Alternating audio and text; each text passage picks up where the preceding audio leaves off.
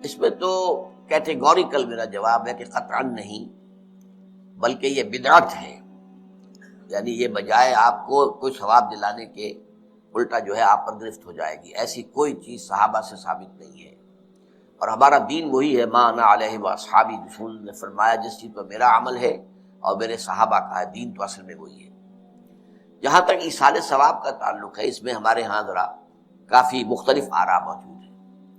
مجھے اس رائے سے اتفاق ہے کہ مالی اگر کوئی عبادت ہے اس کا ثواب آپ اپنے کسی فوت شدہ بزرگ کو منتقل کر سکتے ہیں. مطلب آپ نے کسی بیوہ کی کوئی مدد کی ہے، کسی یتیم کی کوئی مدد کی ہے، کسی دینی کام میں پیسہ لگایا ہے، کوئی صدقہ جاریہ شروع کیا ہے خدمت خلق کے لیے وغیرہ وغیرہ، اس کی تو جو ہے اس کے ثواب کو منتقل کیا جا سکتا ہے کہ اللہ اس کا ثواب میرے والد یا میری والدہ کے منہ کو پہنچا دے. جسمانی نہیں، آپ نماز پڑھ کے کہیں اس کا ثواب، یا روزہ رکھ کر کہیں کہ اس کا ثواب، یا یہ کہ آپ قرآن پڑھ کر کہیں، یہ آپ ہی کو ثواب ہوگا. آپ خود پڑھیں گے آپ کو ثواب ہوگا. البتہ ایسے تمام افعال کے بعد جب آپ اللہ سے دعا کریں گے، یہ نہیں کہیں گے کہ میرے اس فعل کا ثواب منتقل کر دے، اے اللہ میرے والدین کی مغفرت فرما. تو یہ کوئی نیک کام کرنے کے بعد جو ہے اس دعا کی تاثیر جو ہے وہ بڑھ جاتی ہے. بس اس پہلو میں انڈائریکٹلی اس کا ایک تعلق بن جائے گا. ورنہ یہ کہ وہ اس طریقے سے بچوں کو بلانا اور پڑھانا اور یہ جو ہے سوئم میں کرنا اور قرآن خوانی کی محفلیں، یہ سب بدعات ہیں اور یہ در حقیقت دین میں اضافے ہیں اور ان کی کوئی حقیقت نہیں ہے. دیکھیے، انسانی زندگی کے یہ 3 دور ہیں: حیات دنیاوی جو ہماری پیدائش سے شروع ہو کر اور ہماری موت پر ختم ہو جائے، پھر حیات برزخی موت سے لے کر قیامت کے دن تک، اور پھر حیات اخروی ہے قیامت میں ریزریکشن کے بعد سے وہ زندگی جو ہے جو جنت یا دوزخ کی ہے. اس میں ان دونوں زندگیوں کے بارے میں تفصیل سے کوئی بات کرنا بالکل غلط ہے اور اس سے فتنے پیدا ہوتے ہیں. ظاہر بات ہے کہ قبر، جسم تو قبر میں رہتا ہے، اس میں تو کوئی شک ہی نہیں ہے. روح کہاں جاتی ہے؟ کیا وہ بھی قبر ہی میں رہتی ہے یا کہیں اور چلی جاتی ہے؟ قرآن مجید میں سجین اور اعلیٰ علیین کا ذکر موجود ہے، لیکن یہ تمام چیزیں متشابہات میں سے ہیں. یہ تمام چیزیں قرآن مجید میں سورہ آل عمران کے شروع میں بیان کیا گیا ہے کہ ہم نے یہ کتاب اتاری ہے، اس میں کچھ آیات محکمات ہیں، کچھ متشابہات ہیں. وہ متشابہات کا ایگزیکٹ مفہوم جاننا اس وقت ہمارے لیے ممکن نہیں ہے. یہ تو جب اس عالم میں ہم پہنچیں گے تو معلوم ہوگا کہ ہاں یہ بات تھی کہ جو قرآن مجید میں اس طور سے کہی گئی تھی. لیکن یہ کہ اس وقت جو ہے جتنا کچھ ہمیں حدیث صحیح میں مل جائے یا قرآن میں مل جائے، اس عالم برزخ میں بھی یہ تو ہوتا ہے کہ جو نیک لوگ ہیں انہیں کچھ نہ کچھ جو ہے اثرات اچھے ان پر پڑتے رہتے ہیں، ان کی ارواح پر کہہ لیجئے، اور کچھ جو برے ہیں ان کے اوپر جو آخری انجام ہونا ہے اس کی کچھ ریفلیکشن ہوتی رہتی ہے، جس کو حدیث میں کہا گیا ہے کہ ہر قبر جو ہے وہ یا تو جنت کے باغیچوں میں سے ایک باغیچہ ہے یا دوزخ کے گڑھوں میں سے ایک گڑھا ہے. یا کہیں کہہ دیا جاتا ہے کہ کھڑکی کھول دی جاتی ہے اس میں، یا جنت کی طرف سے ٹھنڈی ہوائیں آئیں، خوشبوئیں آئیں، اور یا دوزخ کی طرف سے کہ آگ کی لپٹ آئے. دوزخ میں داخل ہوں گے قیامت کے بعد ہی، اور جنت میں داخل ہوں گے قیامت کے بعد ہی، لیکن اس کے کچھ آثار پڑنے شروع ہو جاتے ہیں. وہ جس کو انگریزی میں آپ کہتے ہیں coming events cast their shadows before, بعد میں آنے والے واقعات جو ہیں ان کے کچھ سائے جو ہیں پہلے سے آنے شروع ہو جاتے ہیں. تو اسی طرح سمجھیے کہ جو کچھ آخرت میں کسی انسان کے ساتھ ہونا ہے اس کا ایک عکس جو ہے وہ عالم برزخ میں شروع ہو جاتا ہے. اسی لیے قرآن مجید میں یہ بھی آیا ہے کہ یہ جو آل فرعون تھے یہ صبح و شام جہنم پر پیش کیے جاتے ہیں، اور قیامت کے دن پھر کہہ دیا جائے گا ادخلوا آل فرعون النار، ان کو داخل کر دو آگ کے اندر. اب آئیے حج کا معاملہ کیا ہے، وہ پورا ایک خاص علاقے سے متعلق ہے اور ایک خاص شخصیت سے متعلق ہے. یہ بھی نوٹ کر لیں. چنانچہ جو آیات میں نے آپ کو سنائی حج کے بارے میں، ان اول بیت وضع للناس للذی ببکۃ مبارکا وہدی للعالمین، یقیناً پہلا گھر جو بنایا گیا لوگوں کے لیے، یعنی اللہ کی عبادت کے لیے، کہ لوگ وہاں جمع ہوں اللہ کی عبادت کے لیے، وہ ہے جو بکہ میں ہے. بکہ اور مکہ یہ ایک ہی لفظ ہے. تورات میں بکہ کا لفظ آیا ہے، قرآن مجید میں مکہ. یہ تھوڑا فرق جو ہے یہ تلفظ کا ہو جایا کرتا ہے مختلف زبانوں کے اندر. جیسا کہ آپ کو معلوم ہوگا کہ آج کل جو عرب کے لوگ ہیں وہ قاف کو گاف پڑھتے ہیں، گل، گم، قم کی بجائے گم، قل کی بجائے گل، اقول لک اقول لک، وہ گاف. تو یہ جو ہے فرق ہو جاتا ہے. تو مکہ، وادی مکہ، یہ ہے در حقیقت مکہ مکرمہ. تو پہلا گھر جو بنایا گیا ہے، اور اس کے بارے میں جو یہ عام طور پر مشہور ہے کہ اس کے معمار حضرت ابراہیم ہیں، یہ بات صحیح نہیں ہے. اس کے معمار اول حضرت آدم علیہ السلام خود ہیں. اولا بیت ہے نا، پہلا گھر. تو کیا یہ ممکن ہے کہ آدم سے لے کر ابراہیم تک کوئی گھر اللہ کی عبادت کے لیے بنا ہی نہ ہو؟ تو ناممکنات میں سے اولا بیت میں خود دلیل موجود ہے. حضرت آدم علیہ السلام نے اس کی تعمیر کی. البتہ اس کے بعد بعض سیلابوں کی وجہ سے یہ عمارت گر گئی، اور کچھ جو وہاں پر آبادی بنی تھی وہ بھی ختم ہو گئی. تو ایسے آتے ہیں، آپ کو معلوم ہے کہ یمن میں جب ان کا ایک بند ٹوٹا تھا بہت بڑا، سد معارب، تو پھر وہاں جو اتنی خوشحالی تھی، اور جو وہاں پر جو باغات تھے اور جو کھیتیاں سب برباد ہو گئی، اور وہاں سے لوگ جو ہے نقل مکانی کرنے پر مجبور ہو گئے. یہی یمن کے قبائل تھے جو جا کر شام اور عراق میں آباد ہوئے. یہی یمن کے دو قبیلے تھے جو مدینے میں آ کر آباد ہوئے، اوس اور خزرج، یہ یمن کے قبیلے تھے. تو اس بند کے ٹوٹنے کے بعد اگر خدا نہ خواستہ اگر ہمارا تربیلا ڈیم ٹوٹ جائے کیا ہوگا؟ پچھلے دنوں خبریں آئی ہیں اخبارات میں کہ ہندوستان میں غور ہو رہا ہے اس پر کہ تربیلا ڈیم کو اڑا دو. وہ سوچ رہے ہیں پاکستان کو ختم کرنے کی سبیل کیا ہو سکتی ہے. تو بڑی سمپل ہے اور بڑا آسان کام ہے. بمبارڈمنٹ کر دینا جو ہے ٹھیک ہے، ان کا جہاز آئیں، کچھ کو ہم گرا بھی لیں گے، کچھ تو آ کر جو ہے وہاں پر وہ اپنے بم جو ہے وہ ہدف کے اوپر گرا جائیں گے. کیا ہوگا؟ یوں سمجھیے کہ جو سونامی کا آیا تھا سیلاب، وہ سونامی کا سیلاب آئے گا بھارت پاکستان کے اوپر، اب ہر چیز تباہ و برباد ہو. کم سے کم یوں سمجھیے کہ تقریباً 100 میل کی چوڑائی میں، اور یہ سب جو ہے ریگستان بن جائے گا، ہر چیز ختم ہو جائے گی، خدا نہ خواستہ. تو بہرحال سد معارف کے بعد یہ صورتحال واقع ہوئی تھی. تو اس کے بعد سے یہ جو ہے یہ اللہ کا گھر یہ جو ہے گرا ہوا تھا. اس کی کوئی اب صرف یہ کہ قواعد رہ گئے تھے. قواعد کہتے ہیں جو بنیادیں ہوتی ہیں، وہ پھر اللہ تعالیٰ نے حضرت ابراہیم کو بتائی کہ یہ ہیں وہ بنیادیں جن پر کہ وہ گھر ہوتا تھا. وَإِذْ يَرْفَعُ إِبْرَاهِيمُ الْقَوَاعِدَ مِنَ الْبَيْتِ وَإِسْمَاعِيلُ، ان بنیادوں پر حضرت ابراہیم اور اسماعیل نے مل کر، دو معماران حرم نے یہ عمارت جو ہے دوبارہ تعمیر کی ہے. تو گویا کہ حضرت ابراہیم علیہ السلام معمار دوم ہیں، معمار اول اس کا جو ہے وہ خود حضرت آدم علیہ السلام.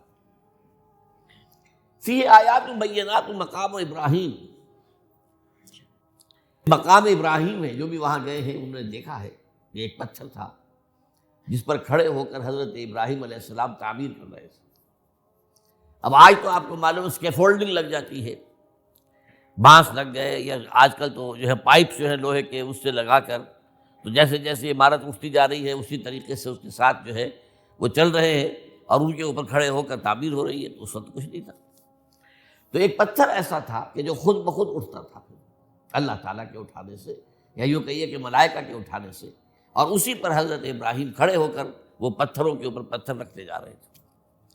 اور اس کی وجہ سے اس پتھر کے اوپر کتنی دیر کھڑے رہنا ہوا ہوگا حضرت ابراہیم علیہ السلام کا کہ اس پر ان کے پاؤں کے نشان بن گئے. وہ ہے مقام ابراہیم، جو آپ نے دیکھا ہوگا کہ وہاں ایک بہت خوبصورت قسم کا ایک پنجرا سا بنا ہوا ہے، اور اس کے اندر وہ مقام ابراہیم ہے. اور جب بھی طواف کرتے ہیں تو طواف کے بعد 2 رکعتیں جو ہیں وہ پڑھی جاتی ہیں ابراہیم، مقام ابراہیم کے پیچھے، جتنا بھی قریب تر ہو کر پڑھا جا سکے، لیکن بہرحال رخ ادھر نہیں. تو فی آیات بینات مقام ابراہیم ومن دخلہ کان آمنا. تو ایک تو یہ کہ وہ نشانیاں ہیں، وہ اللہ تعالیٰ جن لوگوں کی کہ دل کی آنکھ کھلی ہو، روحانی آنکھیں کھلی ہو، ان کو دکھاتا ہے. اور ایک وہ ہے کہ جو ہماری ان سامنے کی ظاہری آنکھوں کو بھی نظر آتی ہے. یہ نوٹ کر لیجئے کہ یہ مقام امن کا گہوارہ رہا ہے۔ عرب میں لوٹ مار، قتل، غارت، قتل کے بدلے میں قتل، پھر قتل کے جواب میں قتل چلتا تھا۔ لیکن اس وقت بدترین دور میں بھی عربوں کا معاملہ یہ تھا کہ کوئی شخص فرض کیجئے کہ وہ کئی مہینے سے اپنے باپ کے قاتل کو ڈھونڈ رہا ہے تاکہ قصاص لے سکے، بدلہ لے سکے، اسے قتل کر سکے، اسے کہیں نظر نہیں آ رہا، اچانک حرم میں نظر آ جاتا ہے، وہاں وہ نقصان نہیں پہنچائے گا اسے۔ یہ امن کا گھر ہے، اللہ تعالیٰ نے اسے امن کی جگہ بنایا ہے، بلد الامین کہا گیا ہے اس کو، امن والا شہر۔ تو یہ جو ہے یہ تو آج تک بھی اس کی جو برکت ہے وہ نظر آتی ہے۔ وَمَن دَخَلَهُ كَانَ آمِنًا وَلِلَّهِ عَلَى النَّاسِ حِجُّ الْبَيْتِ مَنِ اسْتَطَاعَ إِلَيْهِ سَبِيلًا، اور اللہ کا حق ہے اپنے بندوں پر کہ وہ حج کریں اس کے اس گھر کا جو کوئی بھی استطاعت رکھتا ہو سفر کی۔ اگر زیادہ راہ ہے، خرچہ ہے، جانے آنے کے اخراجات مہیا ہیں، اور یہ کہ آپ پیچھے جن کو چھوڑ کر جا رہے ہیں ان کے لیے بھی اتنے وقت کا جو ہے وہ انتظام ہے کھانے پینے کا، گزارے کا، نان نفقے کا، تو آپ پر حج فرض ہو گیا۔ اب اگر اس فرضیت کے بعد کوئی شخص تاخیر کرتا ہے تو وہ بڑے گناہ کے اندر مبتلا ہے۔ جیسے ہی فرضیت ہو جائے، پہلا کام جو ہے، پہلا قرض جو ہے، یوں سمجھیے یہ اللہ کا قرض ہے بندوں پر۔ یہ لام جو آتا ہے، لام اور اعلیٰ، لام کسی کے حق کے لیے، اعلیٰ کسی کے اوپر حق ہونا۔ وَلِلَّهِ عَلَى النَّاسِ حِجُّ الْبَيْتِ مَنِ اسْتَطَاعَ إِلَيْهِ سَبِيلًا، یہ تو اللہ کا حق ہے لوگوں پر، لوگوں کے ذمے، یہ قرض ہے اللہ کا کہ اس کے گھر کا حج کریں، جائیں، طواف کریں، اور جو بھی اس کے مناسک ہیں ادا کریں، اور وہیں پر قربانی کا بھی ہے۔ لِيَشْهَدُوا مَنَافِعَ لَهُمْ وَيَذْكُرُوا اسْمَ اللَّهِ فِي أَيَّامٍ مَّعْلُومَاتٍ عَلَىٰ مَا رَزَقَهُم مِّن بَهِیمَةِ الْأَنْعَامِ فَكُلُوا مِنْهَا وَأَطْعِمُوا الْبَائِسَ الْفَقِیرَ، اسی کے اندر جو ہے مناسک کے اندر قربانی بھی ہے۔ افریقہ میں آپ کو معلوم ہے، شمالی افریقہ میں زیادہ تر لوگ جو ہیں جیسے کہ ہندوستان پاکستان میں ہیں ویسے ہیں، لیکن آپ جنوب میں چلتے جائیے تو رنگ گہرا ہوتا چلا جائے گا، انتہائی سیاہ رنگ وہ بھی ہے، سب آ رہے ہیں، شکلیں جدا ہیں، زبانیں جدا ہیں، لیکن سب کے سب جو ہے ایک ہی نغمہ ان کی زبان پر ہے ایک ہی نغمہ، کہیں واضح کہیں مبہم، وہ ایک ہی مذہب، لبیک اللہم لبیک، لبیک لا شریک لک لبیک، ان الحمد والنعمت لک والملک لا شریک لک۔ اب یہ ترانہ ہے، توحید کا ترانہ ہے، اور گونج رہی ہے اس وقت، آپ اندازہ نہیں کر سکتے کہ وہ پوری سرزمین گونج رہی ہوگی اس ترانے کے ساتھ، کیونکہ تھوڑی دیر کے بعد نئے قافلے داخل ہو رہے ہیں۔ ابھی ایک قافلہ جو ہے اس نے صحیح مکمل کی ہے، اس میں شامل ہو گیا، بلکہ اس کے دوران ہی ابھی اس کا ختم نہیں ہوا کہ تیسرا قافلہ چلا رہا ہے۔ وہ تو یہاں تو ظاہر بات ہے کہ میں نے چونکہ ایک نقشہ اپنی نگاہوں سے دیکھا ہے، مدینہ منورہ سے اور مکہ مکرمہ جاتے ہوئے رات کے وقت، کہ کہیں جو ہے وہ روشنیوں کی وہ قطار ٹوٹتی ہی نہیں تھی، مسلسل معلوم ہوتا ہے کہ سڑک کے اوپر گاڑی ہے، مسلسل، کہیں اس کے اندر وقفہ ہی نہیں۔ اتنے بڑے پیمانے پر لوگ جمع ہو رہے ہیں، زبانیں جدا ہیں، ایک دوسرے کی زبان نہیں سمجھتے، لیکن ایک زبان اور بھی ہوتی ہے جو بغیر بولے سمجھ میں آتی ہے، اس سے معلوم ہوتا ہے سب کے لیے محبت ہے، ہمارے بھائی ہیں، تمام مسلمان ہیں۔ بعض کے اندر یہ محبت کا جذبہ زیادہ ہے۔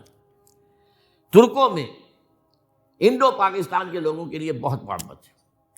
اب وہ بات جو نہیں کر سکتے، سمجھا نہیں سکتے، لیکن ان کی آنکھوں سے، ان کے انداز سے وہ محبت ٹپکی پڑتی۔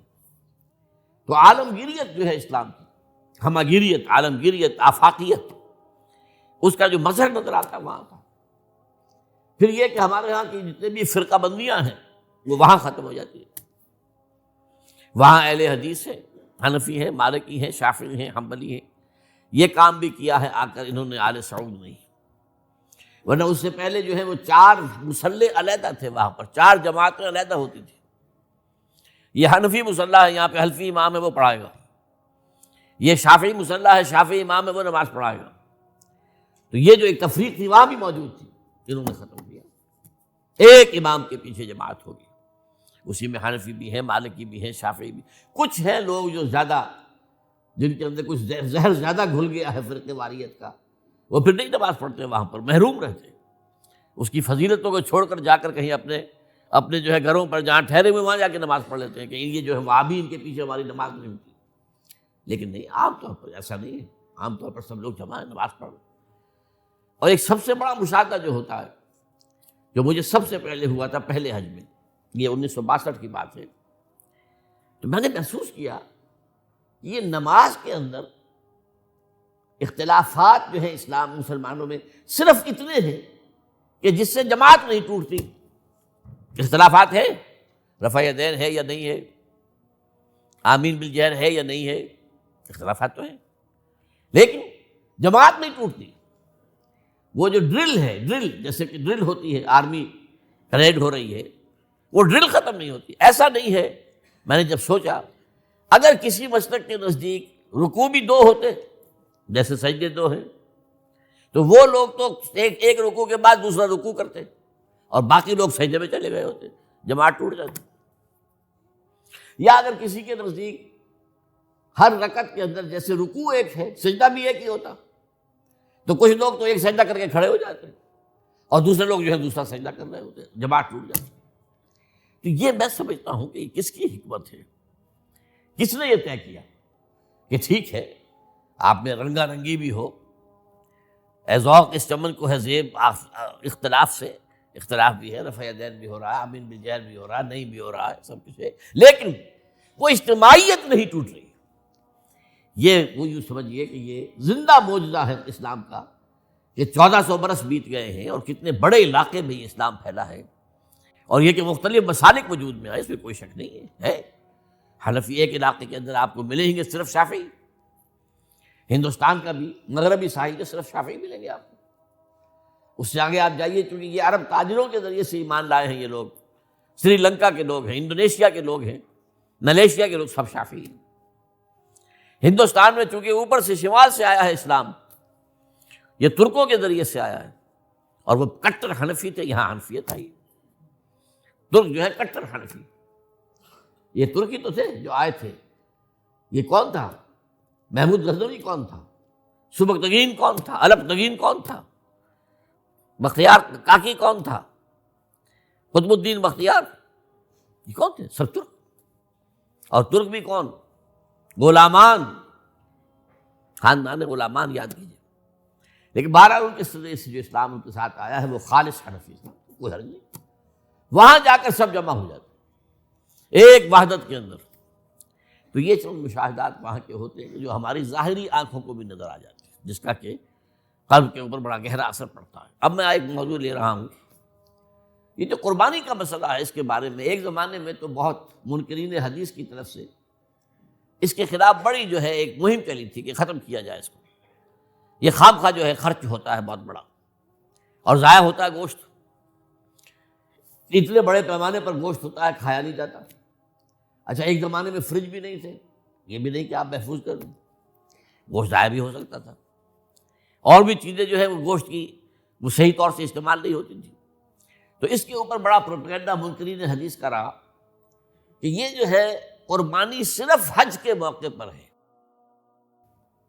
میں اس کی نفی کے لیے آج آپ کو بتا رہا ہوں کہ سورہ حج کے اندر جو 2 رکوع ہیں، ایک چوتھا ایک پانچواں، چوتھے رکوع میں بھی قربانی کا ذکر ہے، پانچویں میں بھی قربانی کا ذکر ہے. یہ ایک دم جو ہے ایک جگہ پر جو 2 طرح کی قربانیوں کا ذکر ہو رہا ہے، یہ کیوں ہو رہا ہے؟ چوتھے رکوع میں وہ مناسک حج کے ساتھ اس کا ذکر ہے. وہاں جو فرمایا گیا لِيَشْهَدُوا مَنَافِعَ لَهُمْ وَيَذْكُرُوا اسْمَ اللَّهِ عَلَىٰ مَا رَزَقَهُم مِّن بَهِيمَةِ الْأَنْعَامِ فِي أَيَّامٍ مَّعْلُومَاتٍ عَلَىٰ مَا رَزَقَهُم مِّن بَهِيمَةِ الْأَنْعَامِ فَكُلُوا مِنْهَا وَأَطْعِمُوا الْبَائِسَ الْفَقِيرَ. وہاں پہ قربانیاں دو، پھر اللہ کا نام لو ان جانوروں پر جو اللہ نے تمہیں عطا کیے ہیں، اور جو معین دنوں کے اندر دو، فی ایام معلومات، اور پھر اس میں سے خود بھی کھاؤ. اور جو ہے جو جیسے صدقہ کا گوشت ہوتا ہے وہ نہیں ہے، وہ قربانی کا گوشت ہے، اس میں سے آپ خود بھی کھائیں اور غرباء کو کھلائیں، غریبوں کو دیں، مساکین کو دیں. تو پورا حکم آ چکا ہے چوتھے رکوع کے اندر. پانچواں رکوع پورا کا پورا جو ہے وہ عید الاضحیٰ پر ہے میرے نزدیک. یہی حکمت صوم کے بارے میں ہے کہ وہاں جب ایک حکم تکرار کر کے آیا کہ پہلے فرما دیا گیا فمن کان منکم مریضا او علی سفر فعدۃ من ایام اخر، اگر بیمار ہو کوئی اور یہ یہاں کے سفر پر ہو تو وہ تعداد دوسرے دنوں میں پوری کرے۔ پھر کیا وجہ دوبارہ آ رہا ہے؟ شہر رمضان الذی انزل فیہ القرآن ھدی للناس وبینات من الھدی والفرقان فمن شہد منکم الشہر فلیصمہ ومن کان مریضا او علی سفر فعدۃ من ایام اخر۔ کیوں؟ یہ تو ادبی اعتبار سے یہ کلام کا عیب شمار ہوتا ہے، تکرار بلا کسی سبب کے، نہیں سبب کے بغیر نہیں ہے۔ وہاں کیا تھا؟ وہاں ان دو رعایتوں کے ساتھ تیسری بھی شامل تھی کہ اگر صحیح ہو اور مقیم ہو پھر بھی روزہ نہ رکھو تو ایک مسکین کو کھانا کھلا دو۔ یہ رعایت ختم ہوئی ہے رمضان کے روزے کے ساتھ، اب رکھنا پڑے گا روزہ، اور اگر بیمار ہو یا سفر پر ہو تو ٹھیک ہے دوسرے دنوں میں پورا کرو، پورا کرنا لازم ہے اس کو۔ تو یہ چیز جو ہے یہ در حقیقت کسی وجہ سے ہوتی ہے۔ بالکل یہی بات ہے سورہ حج کے چوتھے رکوع کے اندر وہ جو قربانی ہے حج کے ساتھ اس کا ذکر آ چکا۔ اب سنیے یہ جو آ رہا ہے، فرمایا وَلِكُلِّ أُمَّةٍ جَعَلْنَا مَنْسَكًا، ہر امت پر ہم نے ایک جو ہے قربانی کا معاملہ نازل وہ جو ہے فرض کیا ہے۔ میں نے چونکہ آج شروع میں کہا تھا کہ صوم اور حج میں کچھ مشابہتیں ہیں۔ دیکھیے صوم کا حکم بھی آیا تھا تو کس طور سے آیا تھا؟ یا ایھا الذین آمنوا کتب علیکم الصیام کما کتب علی الذین من قبلکم لعلکم تتقون، اہل ایمان تم پر روزہ رکھنا فرض کیا گیا جیسے کہ فرض کیا گیا تھا ان پر جو تم سے پہلے تھے۔ یہاں پر اسی حوالے سے بات ہو رہی ہے کہ اے مسلمانوں یہ قربانی صرف تم پر فرض نہیں کی جا رہی، یہ تو ہر امت پر، ہر نبی ہر رسول کی امت۔ وَلِكُلِّ أُمَّةٍ جَعَلْنَا مَنْسَكًا لِيَذْكُرُوا اسْمَ اللَّهِ عَلَيْهَا، تاکہ وہ نام لیں اللہ کا، عَلَىٰ مَا رَزَقَهُم مِّن بَهِیمَةِ الْأَنْعَامِ، جو کچھ اللہ تعالیٰ نے انہیں رزق دیا ہے، یہ چوپائے جو ہیں حیوانات قسم کے، ان پر اللہ کا نام لے کر چھری پھیری جائے، اللہ کے نام سے ان کو ذبح کیا جائے۔ فَإِلَٰهُكُمْ إِلَٰهٌ وَاحِدٌ فَلَهُ أَسْلِمُوا، تو یہ جان لو کہ اس قربانی کی اصل روح کیا ہے؟ وہ یہ ہے کہ اللہ تمہارا ایک الہ ہے، اسی کے سامنے تمہیں سر جھکانا ہے۔ یہ روح تقویٰ اگر نہیں ہوگی تو یہ قربانی بے معنی ہو جائے گی۔ نماز و روزہ و قربانی و حج یہ سب باقی ہیں، تو باقی نہیں ہے۔ جب اللہ تعالیٰ کے ساتھ تعلق نہیں ہے تو یہ ساری چیزیں ریچولز بن جائیں گی۔ اب یہ بھی ہوتا ہے 20-20 25-25 ہزار کے بکرے جو ہیں وہ لوگ لیتے ہیں، پھر ان کو گھماتے ہیں پھراتے ہیں، ان کے اوپر ریشمی چادریں چڑھاتے ہیں، ان کو جو ہے وہ مہندی لگا کر، بہرحال وہ چیزیں جو ہیں یہ اظہار اس طرح کا یہ تو پسندیدہ نہیں ہے۔ تو یہ تو لوگوں کو دکھانے کی بات ہے اور اپنے پیسے کی جو ہے اپنی دولت کے اظہار کا ایک ذریعہ ہے، لیکن یہ کہ بہرحال قربانی انسان کرے اور یہ کہ اس کے اندر روح جو ہے تقویٰ کی وہ موجود ہوگی۔ فَإِلَٰهُكُمْ إِلَٰهٌ وَاحِدٌ فَلَهُ أَسْلِمُوا وَبَشِّرِ الْمُخْبِتِينَ، اور اے نبی ان لوگوں کو بشارت دے دیجئے کہ جو اللہ کے سامنے جھکے رہتے ہیں،